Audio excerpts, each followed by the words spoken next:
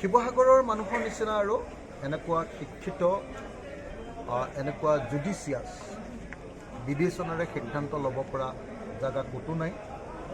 আপোনালোকে নিশ্চয় দেখিছে। সেইকাৰণে গুণোৎসৱতো সদায় শিৱসাগৰ 1 নম্বৰ, শিক্ষাৰ ক্ষেত্ৰতো সদায় 1 নম্বৰ। গতিকে শিৱসাগৰ এখন ব্যতিক্ৰমী ঠাই।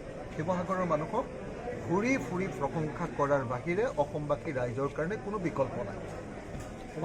কিন্তু একেটা সময়তে উজনি অসমখন মোটামুটি বিৰোধী শূন্য হৈ গুচি গ'ল, অকল মই থাকিল।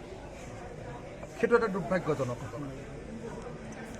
আনহাতে ৰাইজৰ দলে এখন আসনৰ পৰা 2খন আসনলৈ বৃদ্ধি কৰিলে, সেইটো সুখৰ খবৰ।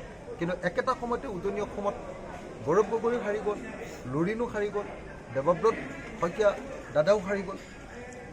তো যোৱাবাৰ 51জন মানুহলৈ আমি যুঁজিছিলোঁ হিমন্ত বিশ্ব শৰ্মাৰ বিৰুদ্ধে, এইবাৰ 24জন মানুহলৈ যুঁজিব লাগিব।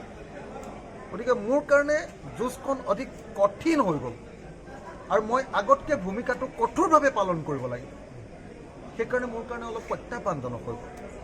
সেইকাৰণে মানে জিকাৰ পাছতো মনটো ভাল লাগি থকা নাই যে ইমান ডাঙৰ প্ৰত্যাহ্বান। যোৱাবাৰে কিমান মোক অত্যাচাৰ কৰিছে বিজেপি দলে, কিমান যে অত্যাচাৰ কৰিছে, তাচ্ছিল্য, গালি গালাজ কি যে মোক কোৱা নাছিলে, অপমানিত কৰে এনেকুৱা ধৰণে।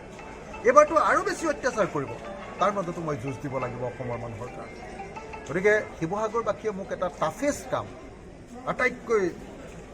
আটাইতকৈ মানে গধুৰ কাম এটাৰ দায়িত্ব অৰ্পণ কৰিছে।